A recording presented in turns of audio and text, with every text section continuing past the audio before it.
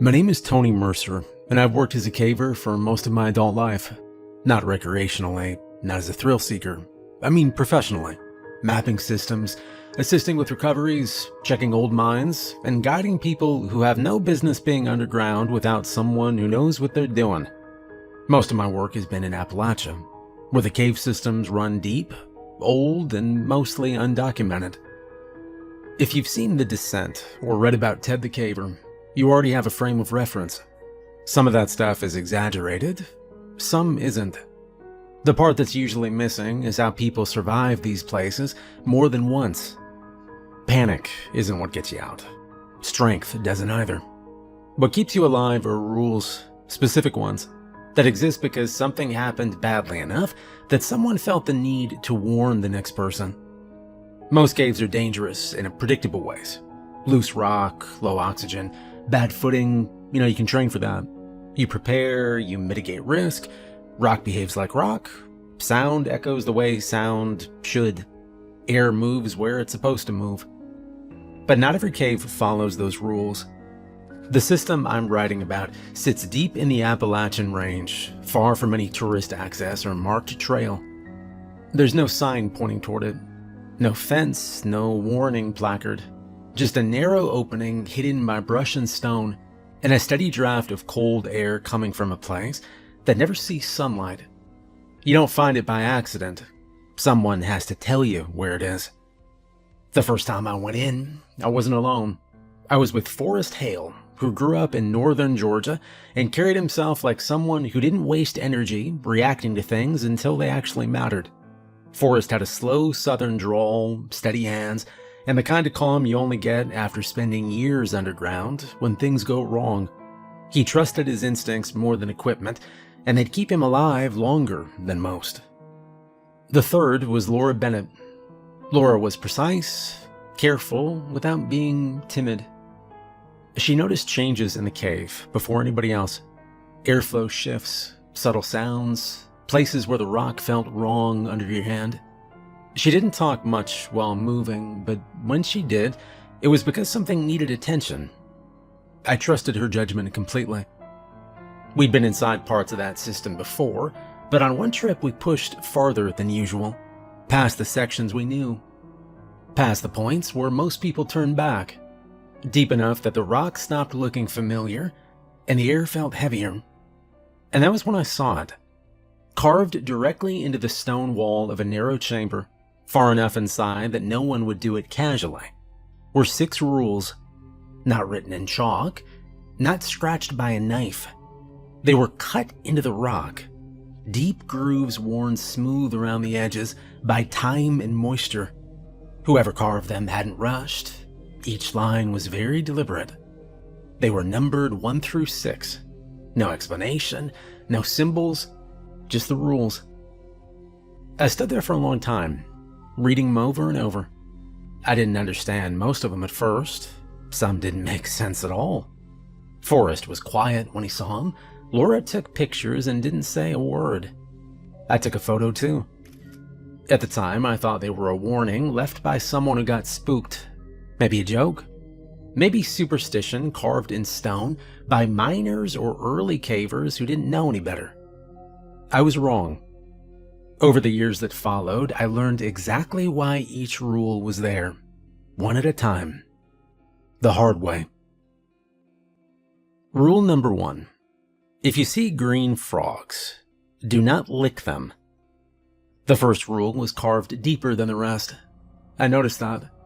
The grooves were wider, more worn, as if more hands had traced over it than the others. Either that, or it's simply been there longer. At the time, I thought it was a joke.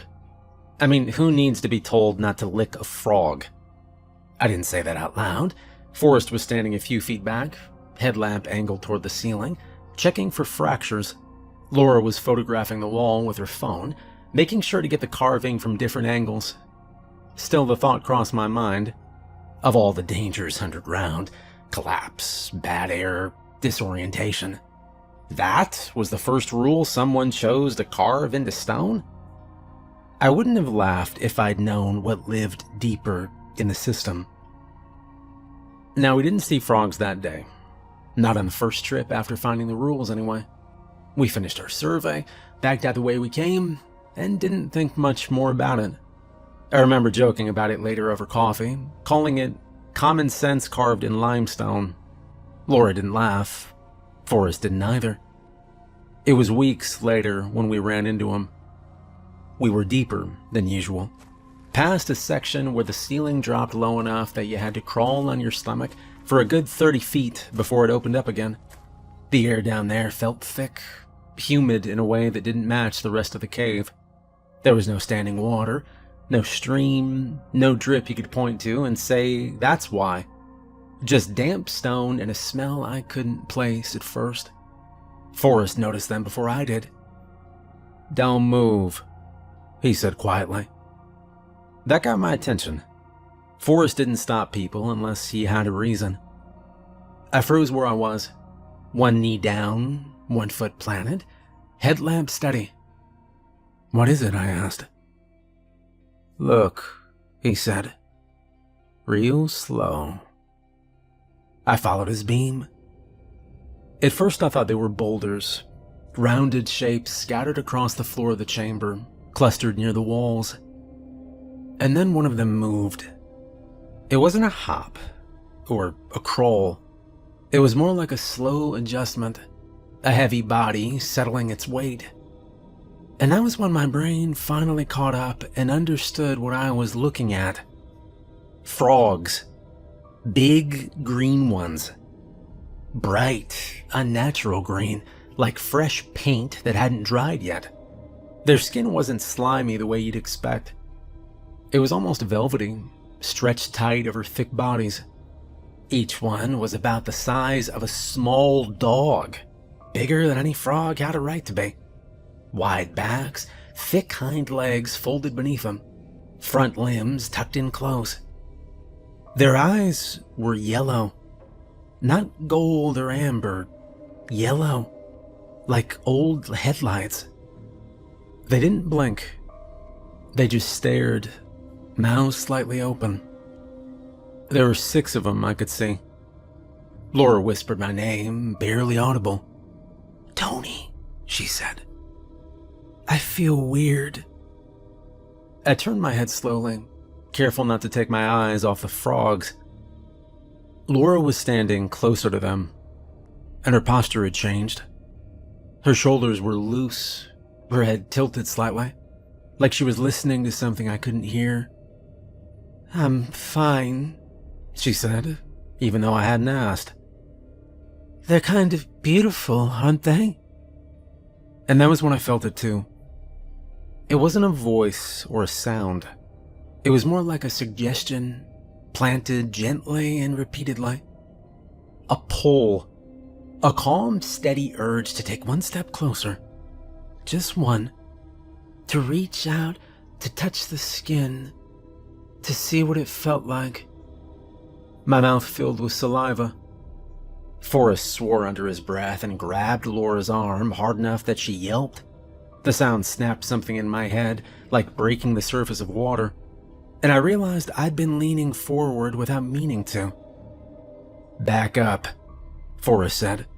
His voice was louder now, sharper. "Now." Laura blinked rapidly, confusion washing over her. "Why, what's wrong?" I didn't answer. I just grabbed her other arm, and together Forrest and I pulled her back, step by step, slow enough not to spook the frogs. My heart was hammering, but I kept my breathing steady. The frogs didn't move. They didn't hop towards us or chase us. They just sat there, watching, mouths open, throats pulsing gently as they breathed. As we retreated, one of them croaked. It wasn't loud or aggressive. It was low and rhythmic, almost soothing. Another frog answered it, then another, and soon all of them were croaking in a slow overlapping pattern that made my head feel light. Laura stumbled. Forrest caught her before she went down. "Don't listen," he said to her. "Don't look." We backed out of the chamber. The croaking followed us for a while, echoing through the tunnels, and then faded as the air shifted and the sound finally died. We didn't stop moving until we were a good distance away. Laura sat down hard against the wall, breathing fast. "What the hell was that?" she asked. I felt like I was going to pass out." Forrest didn't answer right away. He stared down the tunnel we'd come from, jaw tight. "That's why the rule's there," he said finally. I thought about the carving, the deep grooves, the worn stone. "People actually..." "Yeah," Forrest interrupted. Later, after we were back above ground, he told us what he knew. Not theories or rumors, actual reports. People who encountered the frogs and ignored the rule didn't die right away. The frogs secreted a toxin through their skin. Not fast-acting, not painful. It soaked in through the tongue, through the mouth. Paralysis followed. Hallucinations. Complete loss of muscle control. Victims would collapse where they stood, and then the frogs would move. Their jaws unhinged wider than should have been possible, and they swallowed their prey whole, slowly. Some people were found later, those who'd been only partially consumed before something scared the frogs off. Others were never found at all. Forrest told us about one man who'd survived. Barely. He'd been pulled out by his partner before the frogs finished. His skin was burned raw. His tongue swollen to twice its size, and he was missing 2 fingers and most of the muscle from one calf. The man couldn't explain why he'd done it, why he leaned in, touched the frog, and licked it. He just said it felt like the right thing to do at the time. When we went back into the cave weeks later, the frogs were gone. Or maybe they just went deeper. Either way, I never forgot the way they watched us. Patient. When I look at the carving now, if you see green frogs, do not lick them. I don't think it's a joke anymore. I don't think it's obvious. I think it's the kind of rule someone only writes down after watching something terrible happen. I always follow it. Rule number 2. Always mark your path. The second rule didn't stand out the way the first one did. Wasn't dramatic or strange. It was the kind of thing every caver already knows. Which is probably why it gets ignored more often. Always mark your path. When I first read it carved into the rock, I remember thinking it was unnecessary, almost insulting. Anyone who's been underground more than a handful of times knows that rule already. You don't just wander into a cave and hope muscle memory gets you back. The problem is familiarity. This rule exists because familiarity is dangerous. The incident that made it stick happened months after we found the carvings.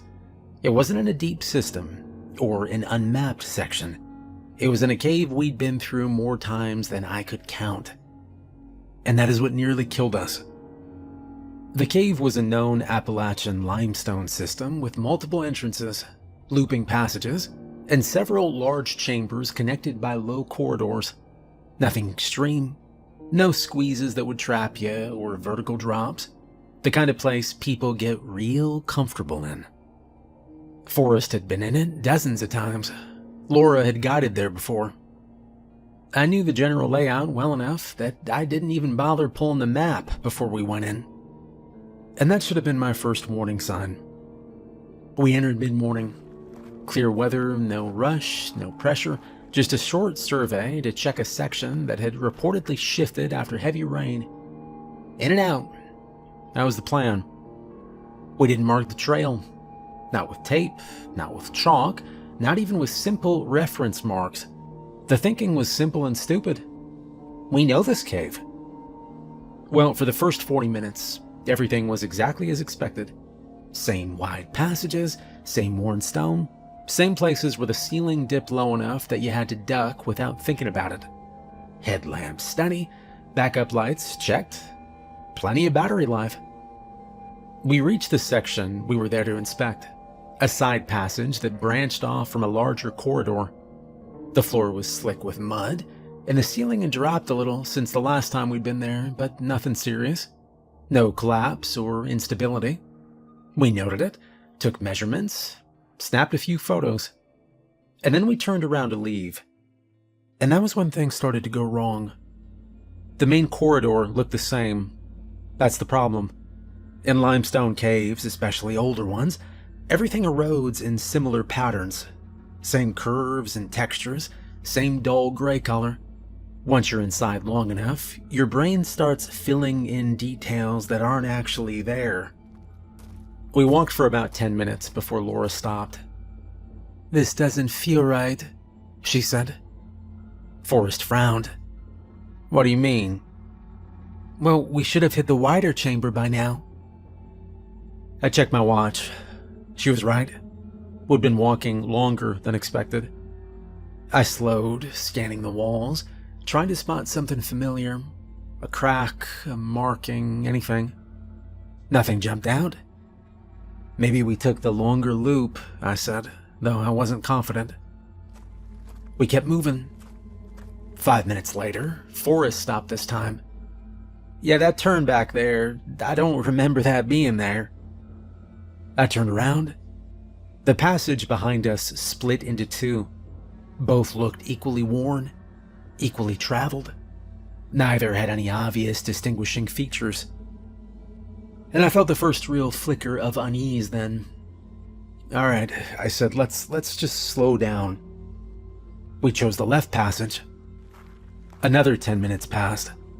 The air felt heavier, not because anything had changed, but because we were starting to breathe harder. Laura kept glancing behind us. Forrest adjusted his headlamp twice, angling it differently, like he was trying to force familiarity out of the rock. And then my light flickered. Just once. Quick enough that I almost convinced myself I imagined it. I checked the battery indicator. Lower than it should have been. And that's when the cave stopped feeling like a place and started feeling like a big problem. We stopped completely. No talking, just listening to our own breathing. "All right, we need to pick a direction and commit," Forrest said. "And if it's wrong?" Laura asked. I didn't answer right away. We chose the right passage this time. The ceiling dropped lower. The floor sloped unevenly. The air felt stale. My light flickered again, longer this time. I slowed my pace without realizing it, and that's when Forrest's light went out. Just off. "Shit," he said quietly. He slapped the side of his headlamp. Nothing. He switched to his backup. Dimmer, narrower beam, but it worked. "All right, we need to move now," I said. You know, panic doesn't hit all at once.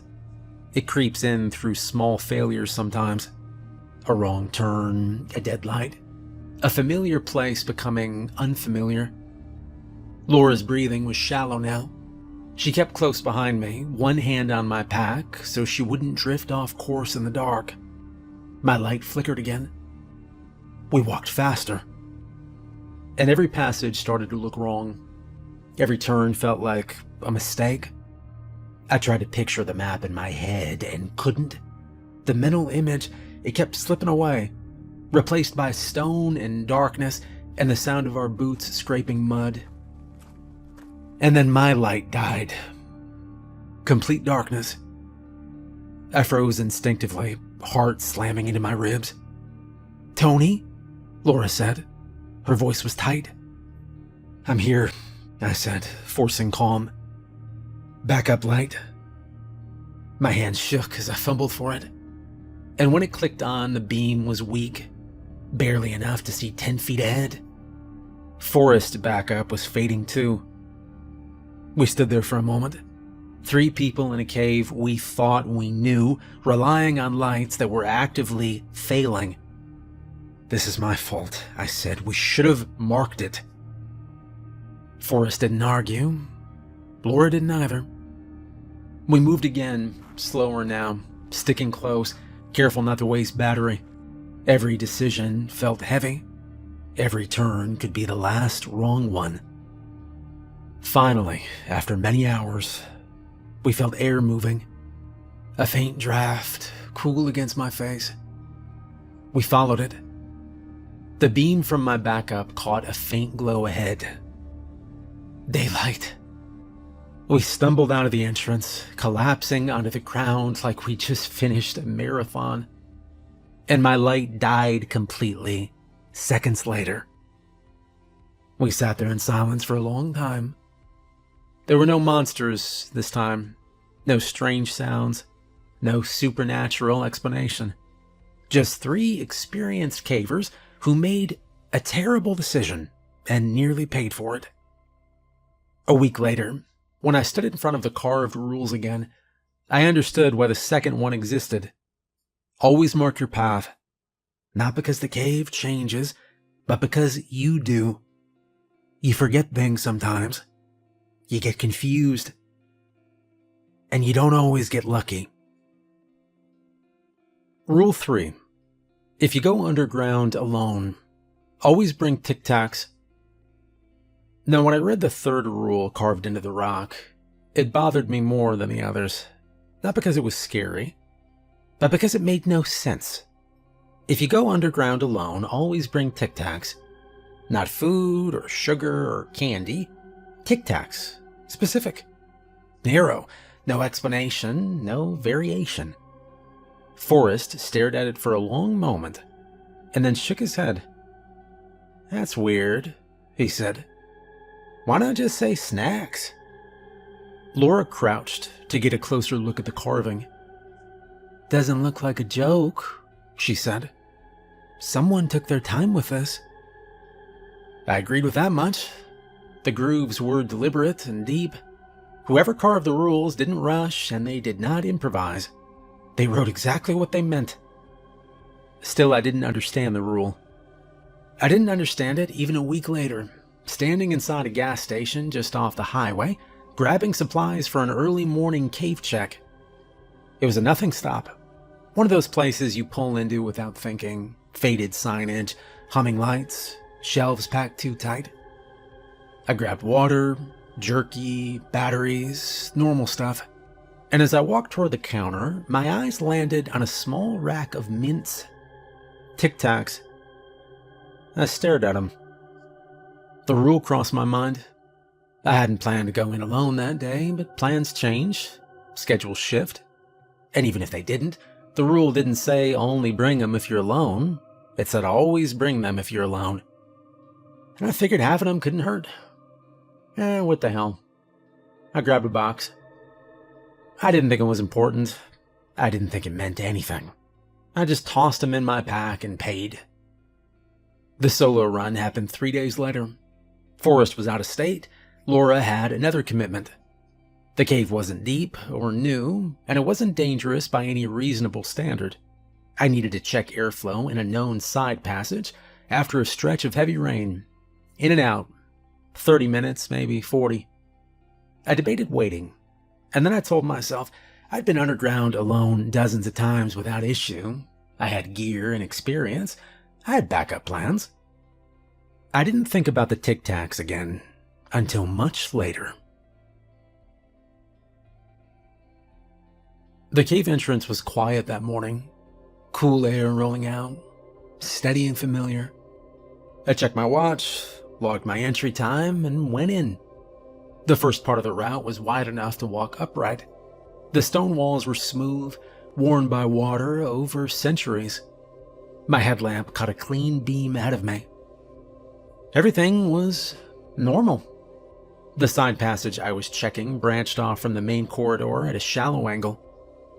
It sloped downward gently, then leveled out. I made my way in, checking airflow with a strip of tape, pausing occasionally to feel the rock for instability. No issues.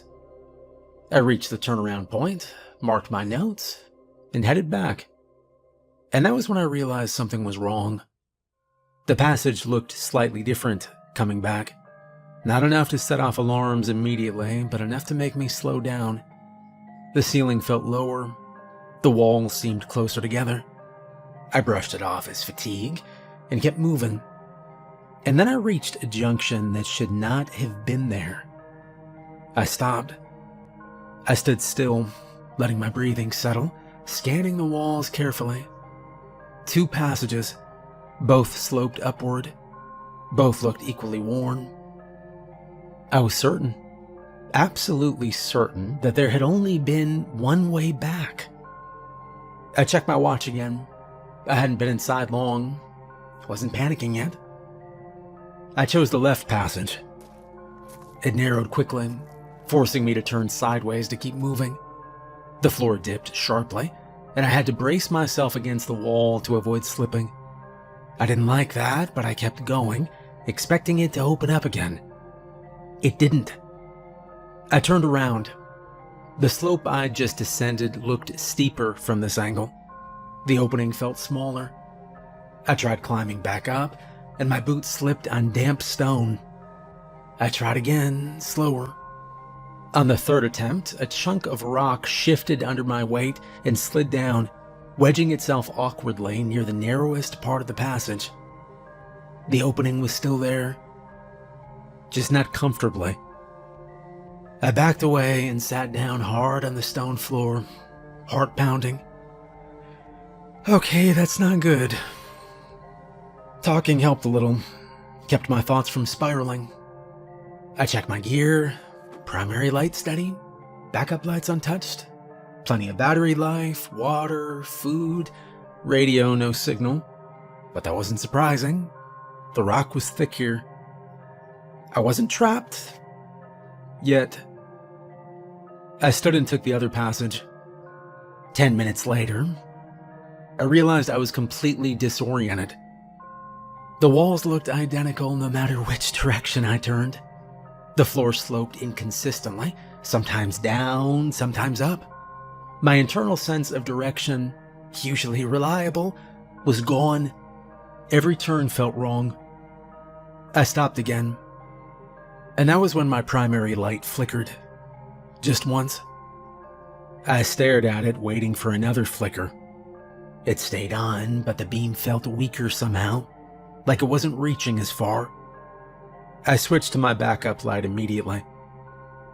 I moved slower now, counting steps, keeping one hand on the wall at all times. My breathing was louder than I liked. After a while, long enough that I stopped checking my watch, I remembered the rule: if you go underground alone, always bring Tic Tacs. I frowned, reaching into my pack more out of habit than belief. My fingers closed around the small plastic box immediately, and I pulled it out and stared at it.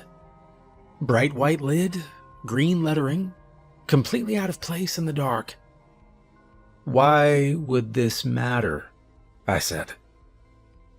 I shook the box lightly. The sound was sharp, loud in the confined space.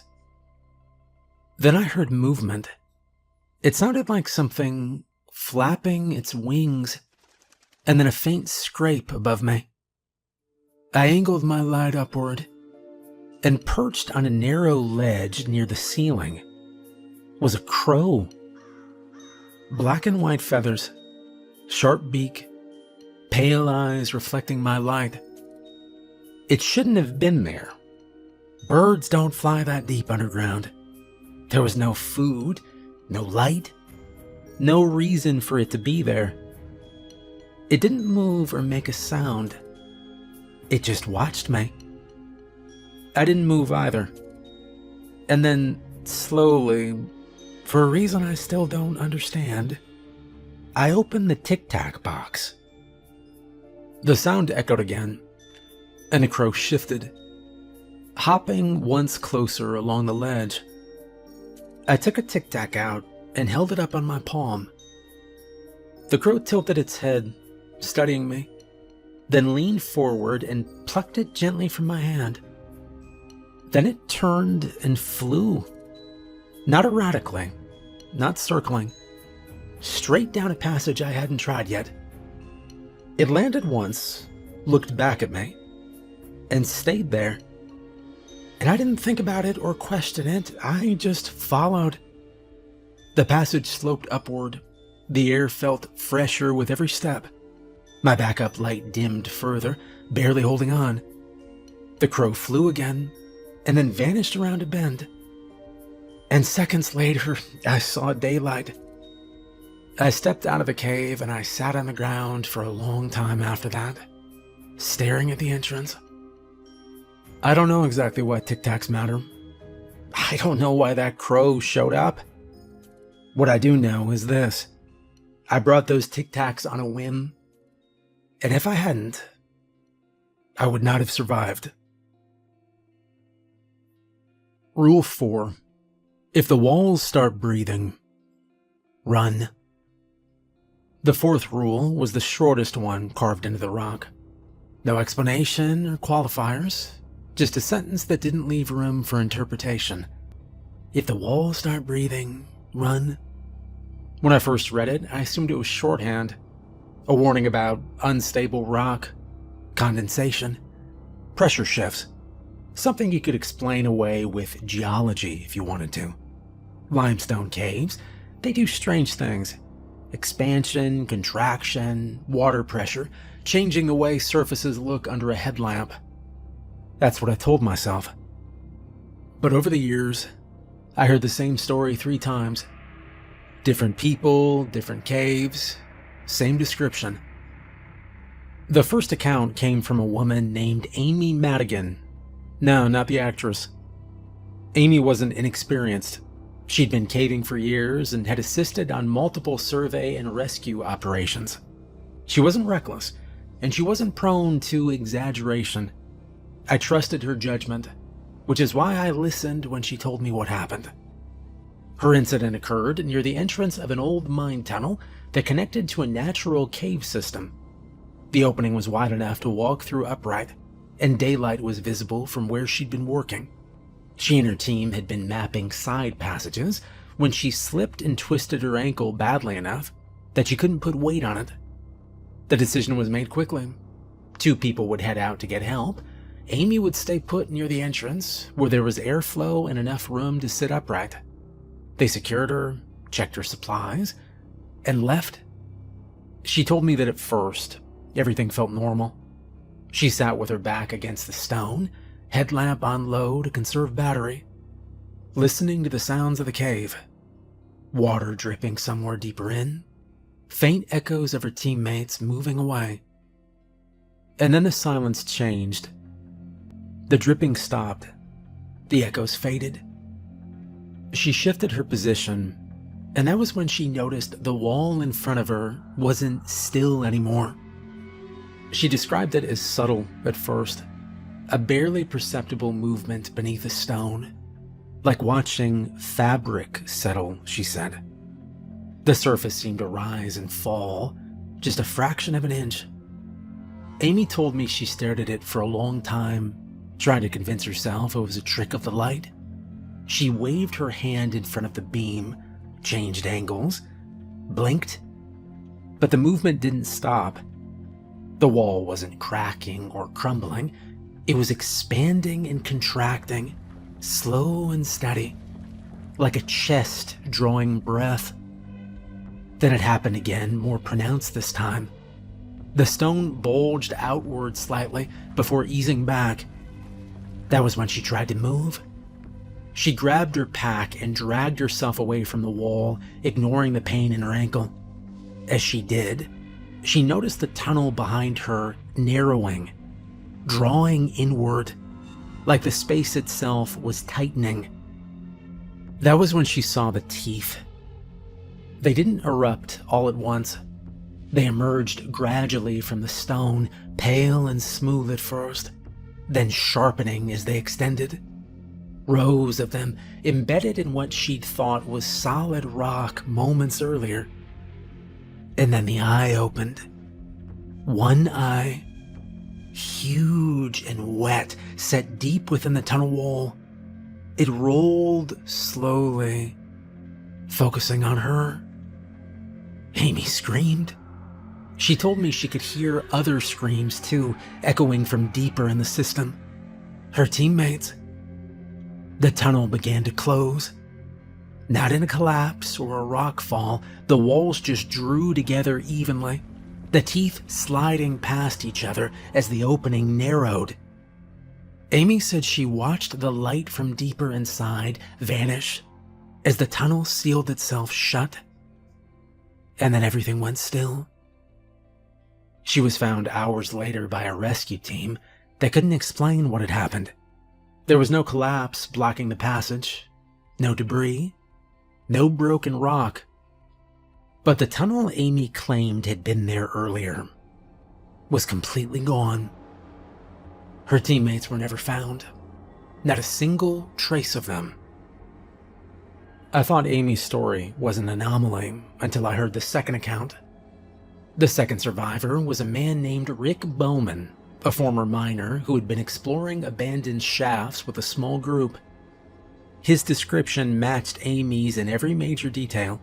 The silence, the movement, the breathing walls, the teeth. Rick's incident happened deeper underground, far from any entrance. He was separated from the rest of his group by a bend in the tunnel when he felt the walls shift. He didn't see the eye because he didn't stay long enough.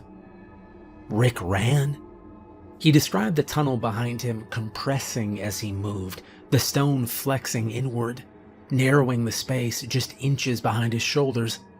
He tore skin from his arms, squeezing through a section that hadn't been that tight before. He made it out alone, but the rest of his group didn't. The third account was the one that finally convinced me there was no exaggeration. It came from a rescue report. A team responding to a missing person call found evidence of a sudden disappearance deep inside a mine-connected cave system. Equipment crushed inward, not buried. Helmets warped as if compressed evenly from all sides. No signs of a collapse or exit blockage. When I look back at the carving now, if the walls start breathing, run. I don't think it's poetic language, and I don't think it's shorthand. I think it's literal. Now, I've never seen the walls breathe myself, but I have stood in places underground where things felt wrong, where the stone seems just a little closer than it had been seconds earlier. And every time that happens, I leave immediately. No gear check or discussion, no waiting to see if it gets worse. You don't study that phenomenon. You don't document it, you just run. Because the people who stayed long enough to understand it, they never came back. Rule number 5. If you come across ghost miners, stay with them for a while. The fifth rule didn't explain itself either. No dates or locations or extra markings. Just that. At the time, it was the only rule that didn't tell you how to survive something directly. Didn't say run or avoid. Didn't say bring anything. It told you to stop and do the opposite of what instinct would demand. Forrest was the one who explained what it meant. He didn't volunteer the information right away. We'd been quiet for a long time after finding the carvings, standing there with our lights trained on the rock, reading and rereading. That one, Forrest said eventually. That one's real old. He told us about the McGrath mining collapse of 1934, a coal mine cut too deep into unstable rock, support failure, 33 men underground when it happened. Rescue crews worked for days, but the tunnels kept shifting. Every attempt to reach them made things worse, and eventually the mine was sealed and abandoned. No bodies recovered. That history alone was unsettling, but it didn't explain the rule. Well, the incident happened during a routine survey of a natural cave system that intersected with old mining tunnels. We weren't looking for anything unusual. We didn't intend to go anywhere near the old workings. But underground, intent doesn't matter much. Rock shifts, water carves new routes, old passages open where they shouldn't. We were moving through a narrow limestone corridor when the stone became rougher, straighter and less organic. Tool marks cut into the walls, half eroded but still visible. Rusted metal fused into the rock in places. A length of old timber, blackened and soft with rot, jutted out from the ceiling. Forrest stopped immediately. "This is a mine," he said quietly. Laura checked her map. "That doesn't make sense," she said. And that was when we heard the voice. "Hello? Is someone there?" It was a man's voice. Adult, tired. Forrest didn't move or speak. He raised one hand slowly, palm down, telling us to stay where we were. "Please, I can hear you," the voice said. Laura took a step forward without thinking. Forrest caught her by the sleeve. "That's one of them," he whispered. I wanted to argue. I wanted to say that it couldn't be. That this had to be something else, another caver or explorer. Somebody alive. But the deeper part of me already knew that wasn't true. The voice came again, clearer now. "Hello. We've been trapped for a while, but they'll be coming looking for us any time now." The word "us" hit hard.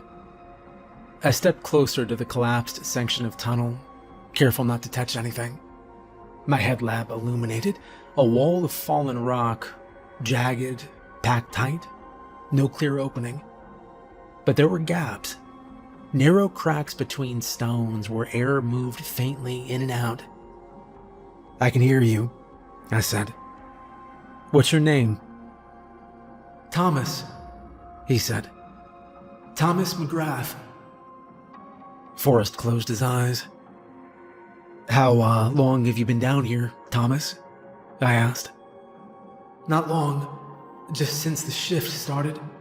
There was a loud noise and everything went dark. We've been waiting." I didn't ask what year it was, or how old he was.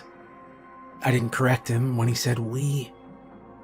Forrest lowered himself to the ground and sat back against the stone wall.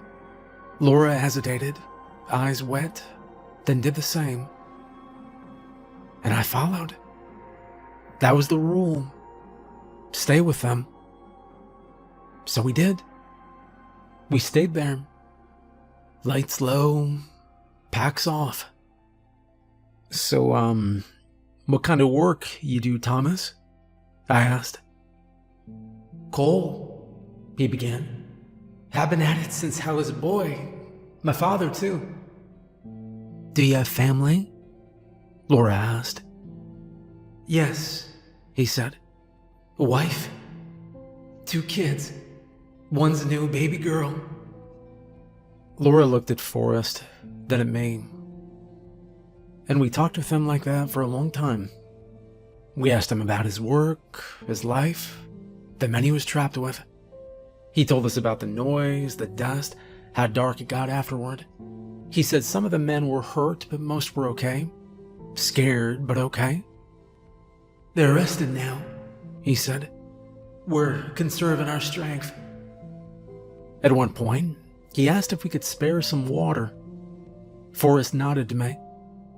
I pulled my bottle from my pack, and I carefully threaded the tube through one of the gaps in the rock. It took time, and I didn't rush. When Thomas took a drink, he sighed with relief. "Thank you. I have not had a drink in a long time." As time passed, his voice grew softer, slower.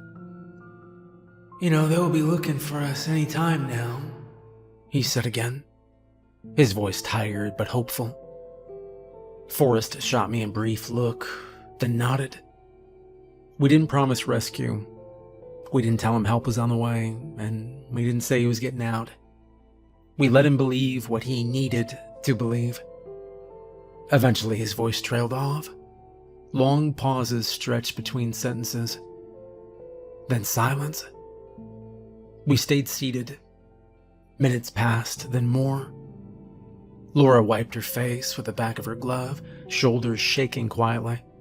Forrest stayed still, eyes closed, breathing slow. When we finally stood up to leave, the tunnel was silent. There was no voice anymore. When I think about that rule now, I understand it better than the others. They know, somewhere deep down, they know they aren't getting out. Maybe they know they're already dead. But they don't want to be alone. They want company. So if you ever hear a miner working where no one should be, or a voice calling from behind the rock, don't argue with it. Don't correct it. Don't tell them the truth they already sense. Just sit down, be good to them, then stay a while. Rule 6. If you see a German Shepherd underground, follow it. I didn't understand that rule for a long time. I'd been underground for years by then. I'd seen animals wander into cave entrances, bats, snakes, raccoons. I'd even seen a stray dog once, near daylight, skittish and half-starved. But deep underground, far past natural light, that didn't make sense. Forrest didn't comment on that one when we first found it. Neither did Laura. We took pictures, logged the carvings, and moved on. I didn't think about the rule again until the rescue call came in. It was late afternoon when we got the call. A partial collapse in an active cave system used for guided tours and training runs. Not a deep mine or a remote system, but one of the safer ones. Or at least it was supposed to be. 2 people were unaccounted for. A man in his 30s and a young girl, 8 years old. Father and daughter. They'd been part of a small group moving through a narrow section when a support slab gave way. The rest of the group made it out. Those 2 didn't. Forrest and I responded immediately. Laura was already nearby with another team and met us at the staging area.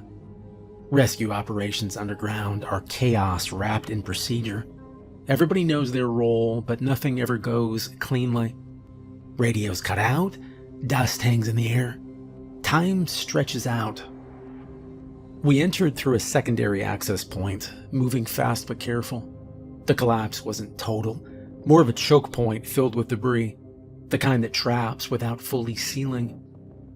We could hear them before we saw them. The man was shouting hoarsely, voice cracking. The girl was crying, weak and scared, but alive. That mattered. That meant time still mattered. We were working our way toward him when I saw movement ahead. At first, I thought it was another rescuer. And then my light caught the shape properly. A dog. A big German Shepherd. Standing in the tunnel ahead of us, calm and steady, ears forward, eyes reflecting the beam of my headlamp. No dust on its coat, no signs of panic. Just waiting for us. Forrest stopped dead. The dog turned and started walking deeper into the cave, moving like it knew exactly where it was going. I remembered the rule then, and Forrest remembered it too. "Follow it," he said. We moved. The tunnel narrowed slightly, tighter than I would have chosen under normal circumstances. The dog moved through it without slowing. We followed, scraping packs and shoulders against stone, breathing hard. The air grew thicker with dust. The sound of the trapped man and girl faded, replaced by the dull thud of shifting rock somewhere deeper. The dog stopped at a break in the tunnel wall, a small opening I wouldn't have noticed if it hadn't been standing right there, just wide enough to squeeze through. The dog looked back at us once, and then went through. We followed, and on the other side was a low chamber partially shielded from the collapse by a natural rock rib. And that was where they were. The man was pinned by debris across his legs, bleeding but conscious. The girl was curled against his chest, crying softly. When the dog stepped into the light, the girl saw it and gasped. "A doggy," she said weakly. The man looked up, stunned. We worked fast. Laura stabilized the girl while Forrest assessed the debris. I took position near the father, talking to him, keeping him focused. The dog stayed close, watching, occasionally moving just enough to stay out of the way, calm and alert. We freed the man's legs enough to move him, and then got the girl into my arms. She clung to my neck immediately, sobbing into my shoulder. "It's okay," I told her, "I've got you." The dog moved ahead as we started back, and we didn't question the route, we followed. The tunnel the dog led us through wasn't the shortest, but it was stable. No loose stone or sharp drops, no tight squeezes that would have slowed us down carrying injured people. At one point, another rescuer called over the radio, asking where we were. Forrest gave coordinates that didn't match the main routes. We reached daylight, just as my legs started to shake from exhaustion. Outside, medics rushed in, taking the man and the girl from us. The girl was alive. The man was alive. Both injured and scared, but breathing. And that was when I noticed the dog again. It stood a short distance away, watching me. As the medics worked, the dog turned toward the tree line. I took a step toward it. "Hey," I said without thinking. The dog paused, and I saw the collar then. Old leather, cracked, worn smooth with age. Stamped into the metal tag were 2 words. "Old Sarge," it read. The dog looked at me once, just once, and then it ran into the woods and was gone. Later, when things had calmed down, I asked around.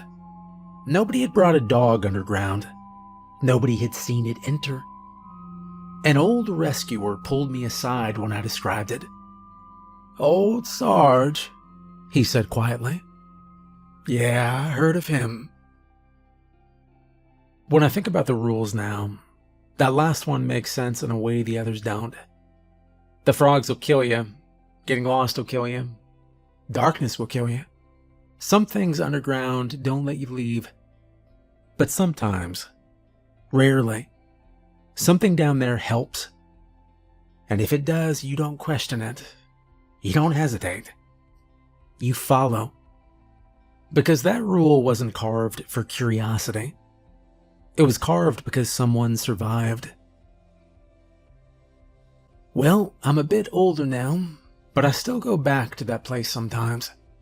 The chamber where the rules are carved hasn't changed much. The stone is smoother now, worn by time and water, but the words are still there if you know where to look.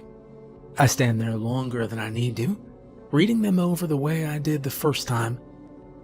There are 6 rules. Don't lick the green frogs. Always mark your path.